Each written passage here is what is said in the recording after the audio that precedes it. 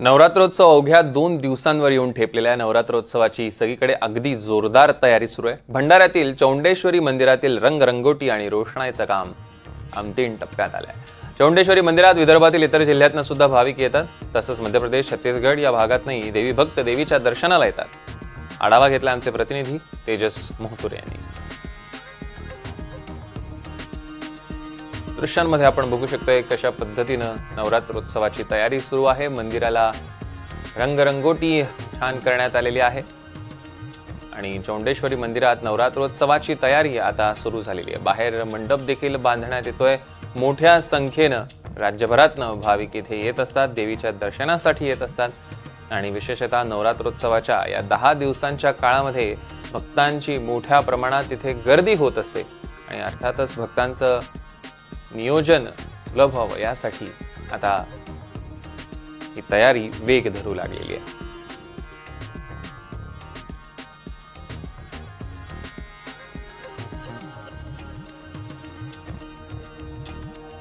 शारदीय नवरात्रोत्सवाची धूम संपूर्ण देशभरात पाहायला मिळत आहे। 2 दिवसावर नवरात्री उत्सव ठेपून आला आहे। आपण बघू शकता की मी सध्याच्या घडीला भंडारा जिल्ह्यातील मोहाडी येथील माता चौंडेश्वरी मंदिरात आहे। विदर्भातील सुप्रसिद्ध मंदिर म्हणून या मंदिराकडे बघितलं जाते। गायमुख नदीच्या तीरावर ह्या चौंडेश्वरी मंदिर वसलेलं आहे। या ठिकाणी 2000च्या जवळपास इथे ज्योत पेटत असते आणि खऱ्या अर्थानं मध्य प्रदेश असेल, छत्तीसगड असेल, इथून सुद्धा भाविक मोठ्या प्रमाणात येत असतात। या संदर्भात या मंडळाचे कोषाध्यक्ष आहेत, काय सांगाल कशा प्रकारची खऱ्या अर्थानं व्यवस्था असणार आहे, सीसीटीव्ही कॅमेरे कसं असणार आहे, महिलांच्या सुरक्षेबाबत मंदिर कमिटी प्रशासनाकडे कशा प्रकारची सज्ज व्यवस्था असणार आहे? मंदिर कमिटीतर्फे दरवर्षी आम्ही भाविकांच्या सोयी सुविधाकडे दरवर्षी आम्ही लक्ष देत असतो।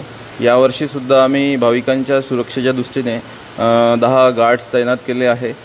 तसं पोलीस विभागातर्फे आम्हाला मदत मिळतच राहते, पण तरी आम्ही मंदिरातर्फे सुरक्षा कर्मचारी तैनात करतो। CCTVची आमची त्यांच्यावर नजर असते आणि कोणाही भाविकांची गैरसोय होऊ नये यासाठी आम्ही अथक प्रयत्न करत असतो।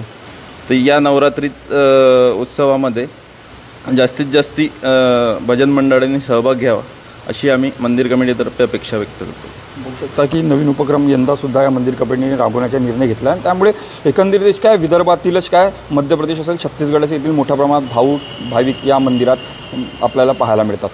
तेजस मोहतुरे, NDTV मराठी, भंडारा।